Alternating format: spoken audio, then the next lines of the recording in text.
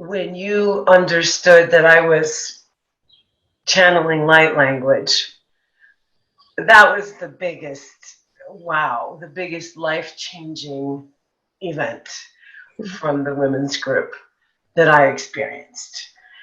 And even though I had been channeling it through my hands for 23 or 24 years, I never knew what to call it. So then when I did individual work with you, close to when I was in the women's group with you, and you invited me just to tone, and then to let whatever was coming, just to make some simple toning sounds, and then to let whatever wanted to come. Oh boy, when this unusual language started to come out of my mouth, it makes me want to cry right now. When the language came out, it was so, you received it so naturally. You just and encouraged and invited it. You allowed it to just be a gift, but a natural gift. Nothing, something to be excited about, but nothing to get, nothing odd, because you already understood. You had experienced it in your own type of channeling, and you had experienced it.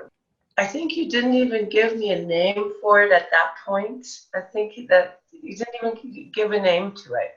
And it was probably 4 or even 6 weeks later that one meeting in the women's group, you said, I know what you're doing. I've been meaning to tell you. This is called the language of light, or light language.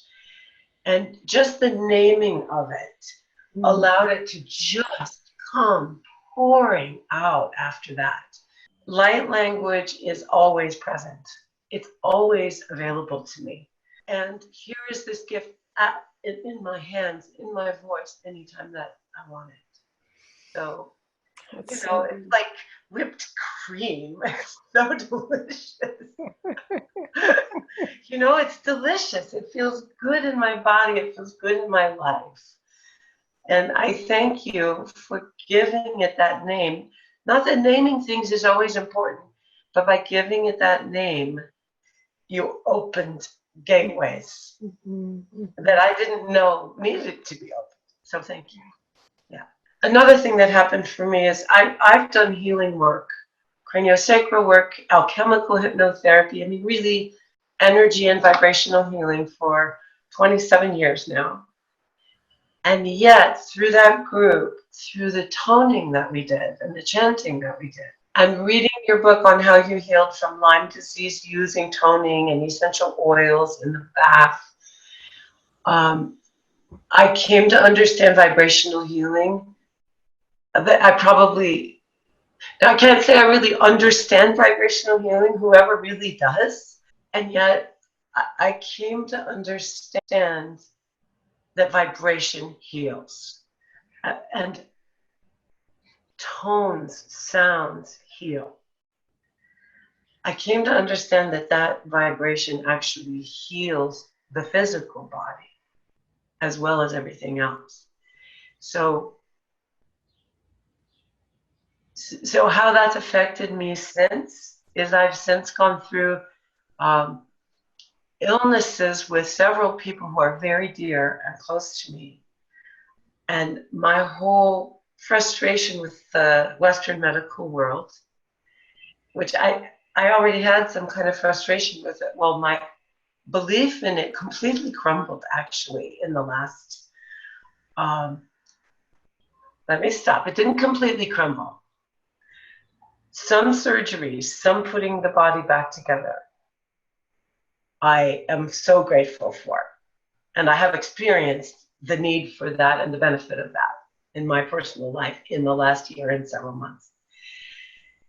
And yet I've watched the rest of it, the complete lack of supporting health become obvious. And so vibrational and energy and emotional healing proper foods, nourishing the feminine, have become even more foundational in my deep understanding. And that's very much thanks to your book and the toning work in the group. Yeah. Now I'm following an Ayurvedic path with an Ayurvedic practitioner and understanding so much more than I did before. You opened doors, many, many doors for me.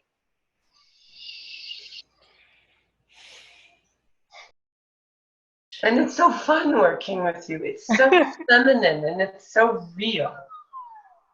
And even your wild hair, love it. Wild feminine presence softens me.